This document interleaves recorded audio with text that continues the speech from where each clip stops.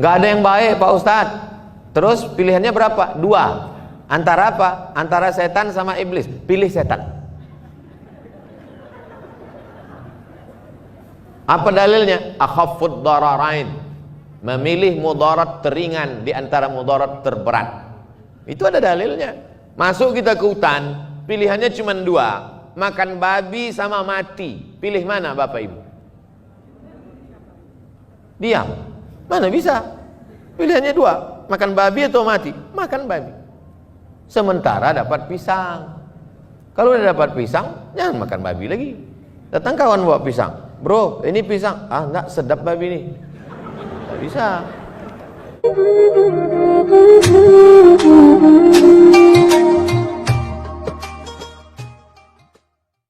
Bismillahirrahmanirrahim. Assalamualaikum warahmatullahi wabarakatuh.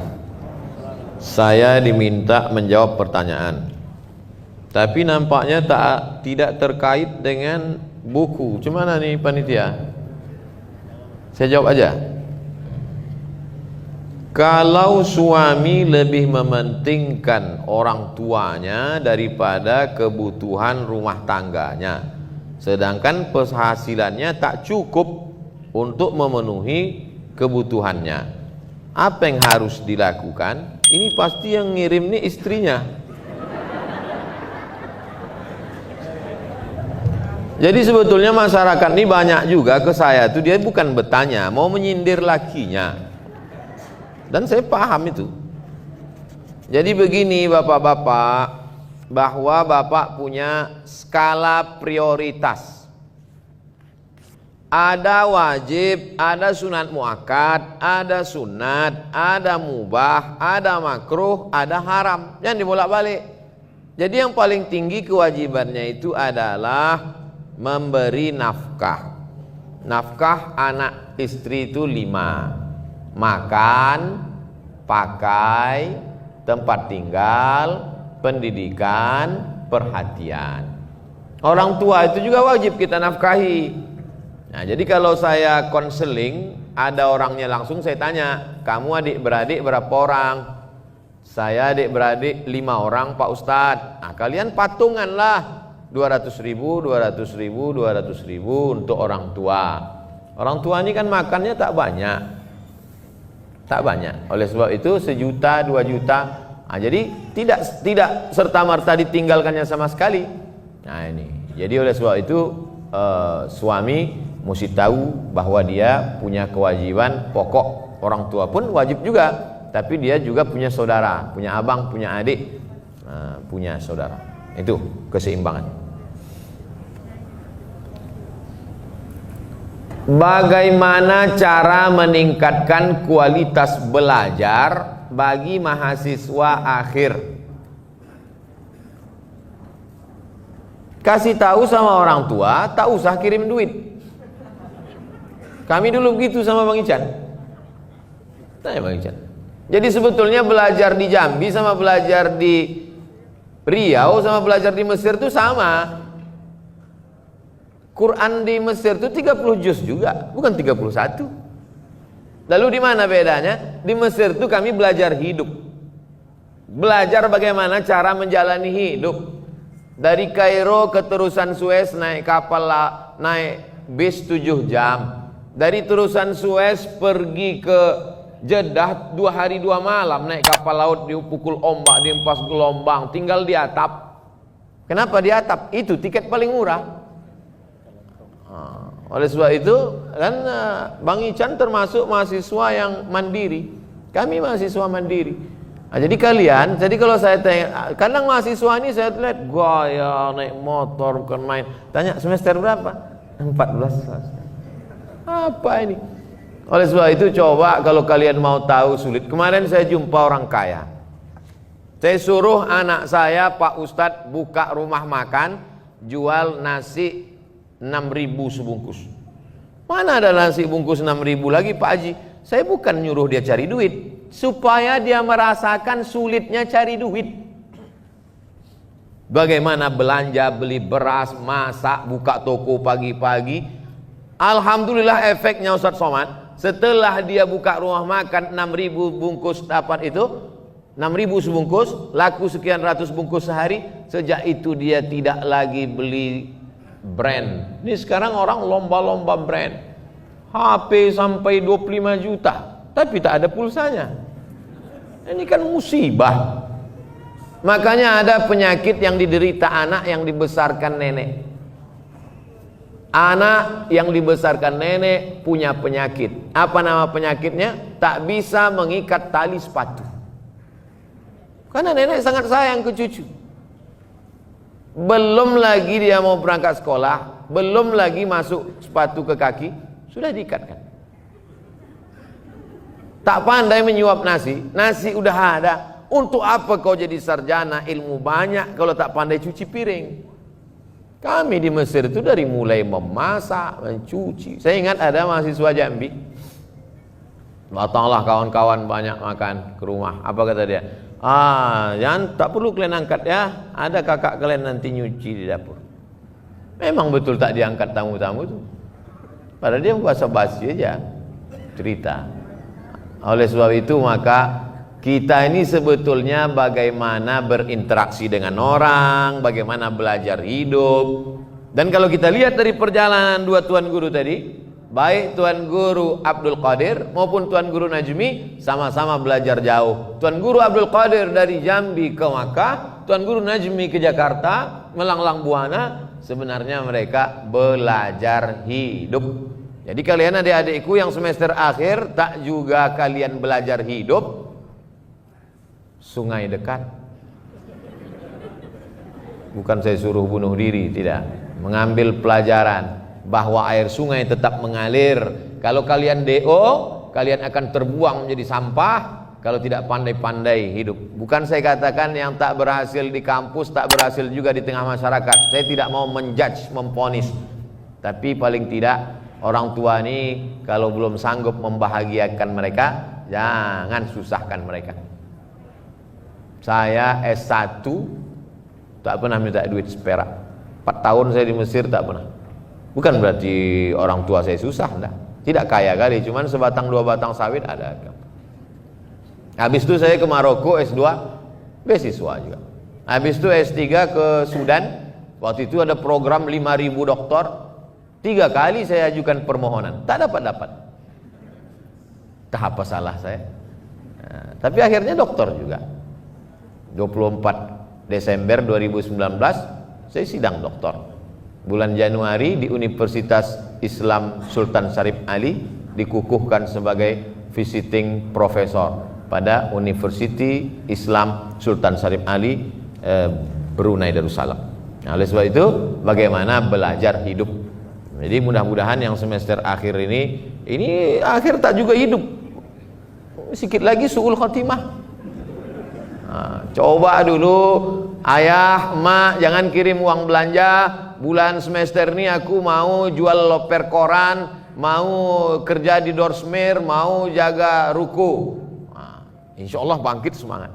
Beda antara orang lari santai sama lari dikejar anjing. Nah, itu.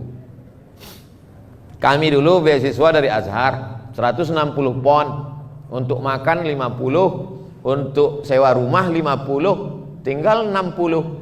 Biaya bis, simpan, tabung, mana tahu demam panas. Lalu kemudian ongkos angkot, taksi dan lain sebagainya. Putus beasiswa itu kalau 2 tahun tak naik. 1 tahun tak naik, putus 25%. 2 tahun tak naik, putus 50%. 3 tahun tak naik, DO, siap-siap naik rakit dari Sungai Nil ke Sungai Siak. Nah, oleh sebab itu ancaman itu membuat kita menjadi semangat terus. Saya tahun 1 itu memang tak sanggup makan, hilang nafsu makan saking takutnya tak naik tingkat. Sampai sekarang masih ada takutnya juga. Bagaimana kita bisa memberi motivasi terhadap anak muda dalam diri kita sendiri menjadi seorang penulis yang handal dan selalu ini nampaknya menyindir saya nih, mentang-mentang saya belum pernah nulis buku macam ini. Buku saya kan buku-buku fikih, 99 tanya jawab salat, 37 masalah populer, 33 tanya jawab kurban, 30 fatwa seputar Ramadan, 66 fatwa seputar umroh. Dapatkan di toko buku terdekat. Buku saya tak ada yang novel seperti ini. Jadi pertanyaan ini nanti akan dijawab oleh penulis langsung. Nanti penulis, nanti sekarang ini saya dulu. Ini untuk penulis.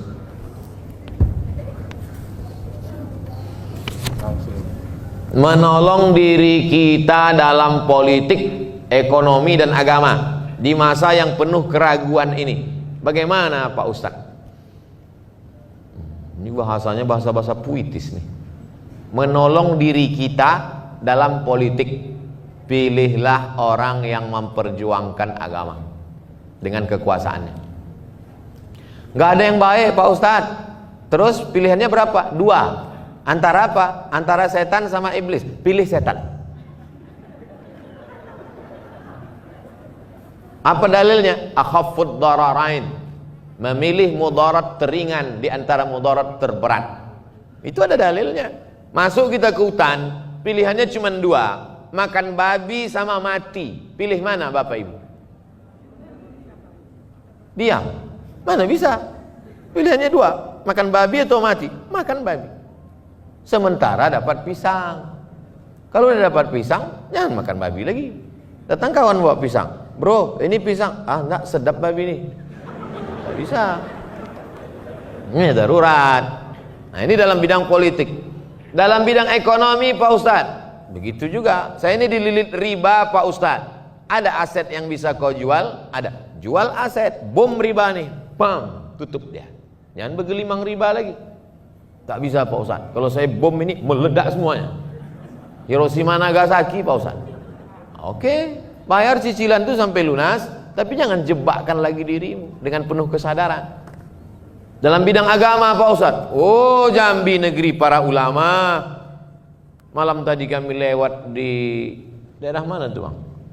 Pesantren tua-tua. Tahun 1914. Pesantren lebih-lebih sahabat semua. Bisa pula orang Jambi bertanya, ragu dalam masalah agama. Kalau ada orang di Papua nanya ragu masalah agama, lalu selama ini kemana aja guys? Nah, masalah agama. Ini negerinya. Yang kita kaji dari tadi ini kan ulama-ulama ini. Oleh sebab itu hadiri kajian setiap Jumat pagi, membaca kitab Sairus Salikin jam 6 bersama Tuan Guru Solahuddin Sarkawi di pesantren Kumpai Darut Tauhid. Nah, tadi jam 6 pagi tadi. Banyak tokoh-tokoh masyarakat. Bukan tanggung-tanggung, profesor ada situ, pejabat-pejabat ada situ, hebat-hebat. Saya tengok dengan mata kepala sendiri. Kitab yang dibaca Sairus Salikin, penulisnya Syekh Abdul Somad Al-Falembani. Falembani orang Palembang. Yang ini Abdul Somad Al-Pekanbaru nih. Di masa penuh keraguan. Itu habis baca.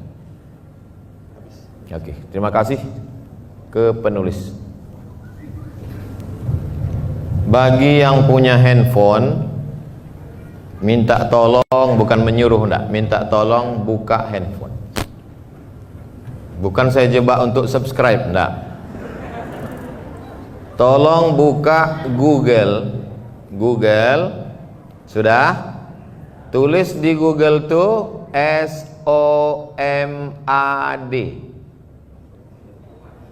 Iya saya tuh. SOMAD MO tak pakai spasi, sambung semua. SOMAD MOROCCO. MOROCCO. Somad Moroko. Spasi, setelah spasi menyembelih. Bahaya nih.